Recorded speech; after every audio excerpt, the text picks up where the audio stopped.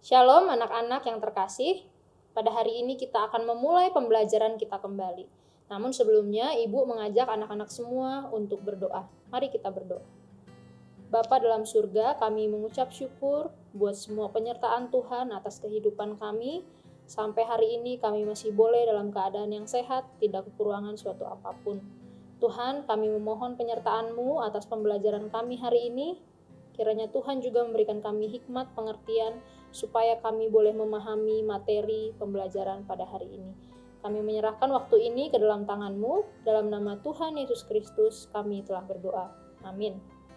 Nah anak-anak, pada hari ini kita akan belajar satu tema, mengapa bersyukur. Kita akan membahas lebih dalam alasan mengapa kita sebagai remaja Kristen harus bersyukur kepada Allah. Bersyukur menurut Kamus Besar Bahasa Indonesia adalah berterima kasih. Bersyukur itu salah satu yang harus dilakukan sebagai anak-anak Tuhan. Namun ternyata bagi orang-orang Kristen tidak mudah untuk mengucap syukur, terutama dalam masa-masa yang sulit. Ketika masalah datang, ketika kita dihadapkan dengan satu kesulitan, sulit untuk kita mengucap syukur. Nah, karena itu di bab kali ini kita akan mengupas lebih dalam mengapa kita harus bersyukur. Nanti kalau kita sudah memahami alasan mengapa kita harus bersyukur, diharapkan kita lebih sering mengucap syukur kepada Allah atas setiap peristiwa yang terjadi dalam kehidupan kita. Bagian pertama, kita akan belajar mengapa kita bersyukur. Anak-anak, di Cina ada seorang ibu bernama Liu Ximei. Dia tinggal di satu desa yang sangat terpencil. Pekerjaan sehari-harinya adalah melakukan pekerjaan rumah tangga. Sesekali beliau bekerja di sawah. Terkadang dia juga melakukan aktivitas seperti ibu rumah tangga pada umumnya. Ibu ini terbiasa mencuci pakaiannya sendiri dan dia aktif melakukan kegiatannya sehari-hari. Namun yang menarik adalah usia Ibu Ximei ini sudah 102 tahun. Nah, akhirnya ada orang yang tertarik. Mereka datang ke rumah Bu Ximei dan bertanya, mengapa bisa terus sehat di usia yang melebihi 100 tahun?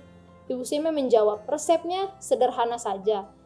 Menjauhi alkohol, menjaga kebersihan, dan selalu bersyukur. Di Indonesia sendiri ada satu kota di mana orang-orang memiliki angka usia tertinggi, yaitu Yogyakarta.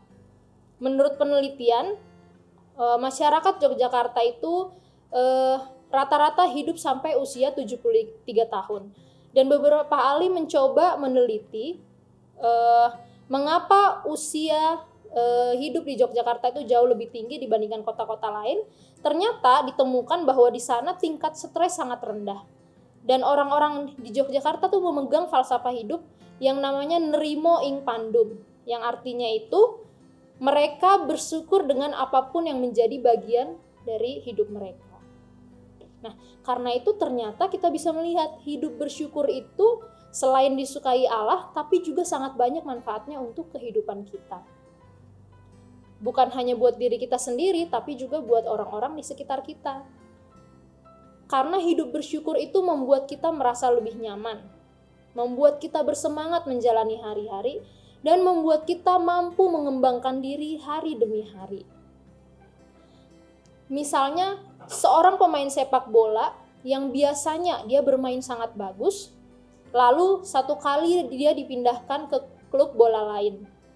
Nah, di sana dia merasa kemampuannya sangat kurang dengan teman-temannya sehingga dia merasa iri. Nah, karena dia lupa mengucap syukur atas kemampuannya ini, permainannya menjadi menurun dan akhirnya kemampuannya pun semakin berkurang. Jadi, dampak dari tidak bersyukur ini rupanya juga sangat besar dengan pengembangan diri kita. Misalnya juga seorang remaja perempuan yang merasa dirinya selalu kurang, merasa tidak cantik, merasa kurang pintar, merasa kurang tinggi, merasa kurang kaya dan sebagainya. Pada akhirnya anak remaja perempuan ini akan sulit untuk meraih prestasi dalam kehidupannya karena sehari-harinya selalu membandingkan diri dengan orang lain. Karena itu dampak dari tidak bersyukur itu sangat besar buat kehidupan kita. Manfaat lain dari hidup bersyukur adalah membuat hidup kita lebih sehat. Sudah sejak lama para dokter menyetujui bahwa ada kaitan erat antara hidup sehat dengan hati yang gembira.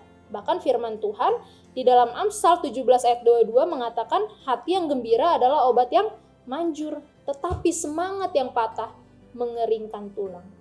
Ya. Jadi hati yang gembira adalah salah satu dampak dari hati yang bersyukur. Kalau hari-hari kita dipenuhi dengan rasa syukur kepada Allah, maka kita punya sukacita dalam menjalani hari demi hari, sekalipun mungkin hari yang kita lewati itu tidak mudah.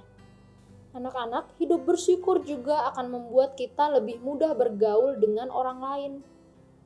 Bayangkan, kalau kamu punya teman yang suka ngeluh, suka ngomel, setiap hari marah-marah, kalau ketemu cemberut terus, pasti kita nggak nyaman berteman dengan dia. Begitu juga dengan kita, kalau kita tidak bersukacita, kita juga akan sulit diterima oleh orang lain. Karena itu, bersyukur kepada Allah juga membuat kita mempunyai pergaulan yang baik di antara teman-teman kita.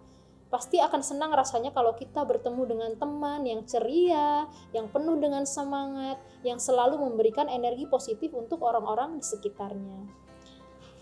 Ada salah satu tokoh Alkitab di Perjanjian Baru yang benar-benar mengajarkan kita arti bersukacita walaupun dalam kesulitan.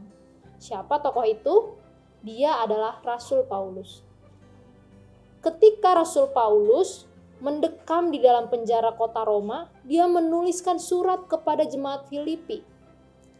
Katanya, bersukacitalah senantiasa dalam Tuhan. Nanti anak-anak bisa lihat dalam Filipi 4 ayat yang keempat. Di sana ada ayat yang berbunyi, bersukacitalah senantiasa dalam Tuhan. Paulus menuliskannya bukan sedang dalam keadaan yang nyaman atau keadaan yang enak. Paulus menuliskannya dalam penjara yang sangat gelap, sendirian, dan dalam kesedihan. Tapi dia menemukan sukacitanya dalam Allah, sehingga dia menyebarkan energi itu kepada jemaat Filipi. Jadi anak-anak, artinya secara fisik kita bisa saja menderita, tetapi kita tidak berputus asa. Secara situasi kita bisa saja dalam keadaan yang sulit, tapi kita tidak kehilangan sukacita. Rasa syukur yang ada dalam hati kita itulah yang selalu memancar, itulah yang memberi kita semangat dalam menjalani hari demi hari. Jadi dalam kesulitannya Rasul Paulus mampu menjadi berkat bagi banyak jemaat yang dia bina. Rasa syukur itu punya dampak yang sangat besar untuk hidup kita, terutama saat-saat kita ada di masa yang sulit. C.S. Lewis, seorang penulis dari Inggris, menyatakan bahwa seharusnya kita bersyukur untuk apapun yang kita alami bila memang itu adalah baik. Kita bersyukur untuk itu. Namun bila itu tidak baik, kita pun harus bersyukur karena dengan demikian kita dilatih untuk menjadi sabar, rendah hati, dan tidak menaruhkan harapan kepada dunia, melainkan kepada kehidupan surgawi. Jadi dapat disimpulkan betapa besarnya manfaat yang kita peroleh dari hidup bersyukur. Sangat baik kalau mulai besok anak-anak semua membiasakan untuk hidup selalu bersyukur. Memang tidak mudah, apalagi kalau kita sedang banyak tugas, terutama di masa pandemi ini, kita tidak bisa bertemu dengan teman-teman, tentu rasanya semangat kita berkurang. Kita akan sulit mengucap syukur. Tapi biarlah pelajaran dari Rasul Paulus tadi itu menjadi pengingat buat kita bahwa Rasul Paulus yang di dalam penjara pun bisa memberikan energi positif untuk jemaat yang dia bina. Ini pun bisa kita miliki, rasa syukur ini bisa kita miliki jika kita bergantung penuh kepada Tuhan. Jadi dari materi hari ini ada 3 hal yang bisa kita simpulkan.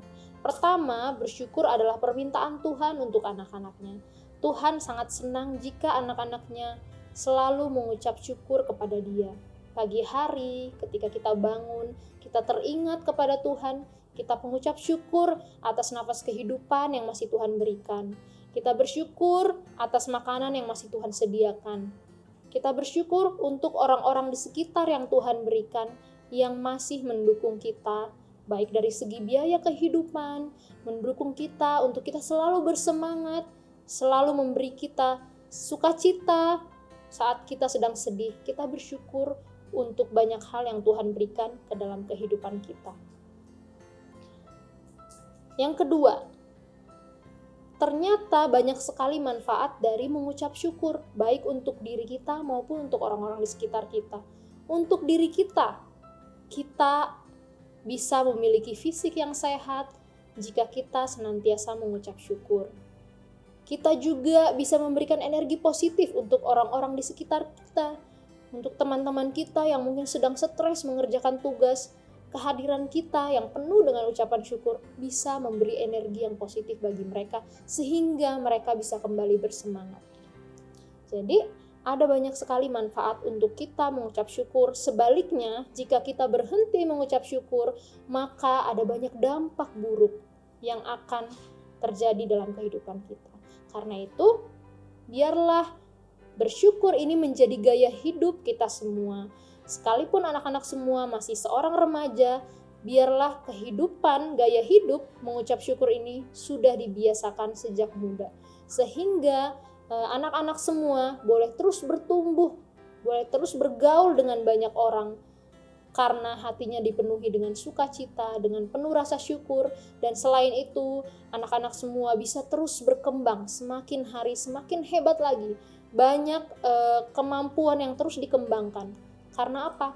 Karena ada rasa syukur di dalam hati anak-anak semua, menerima apa yang Tuhan beri dan mengembangkannya dengan penuh sukacita. Itu yang kita pelajari pada hari ini. Biarlah ini boleh menjadi pengingat buat kita semua untuk kita hari ini mengucap syukur kepada Tuhan. Yuk anak-anak, kita mau berdoa untuk menutup pelajaran pada hari ini. Tuhan Yesus yang baik, kami mengucap syukur buat pelajaran hari ini. Tuhan mengingatkan kami sekalipun saat ini kami ada dalam situasi yang tidak mudah, tapi kami mau tetap punya gaya hidup yang bersyukur. Karena inilah yang akan tetap memberikan kami kekuatan. Syukur inilah yang membuat kami tetap bersukacita dalam menjalani hari demi hari. Ajarilah kami Tuhan, jika kami mulai lupa akan kebaikan Tuhan, ingatkan kami untuk kembali mengingat semua yang Tuhan beri dalam kehidupan kami. Terima kasih ya Bapa, kami berdoa di dalam nama Tuhan Yesus Kristus, Juru Selamat kami. Amin.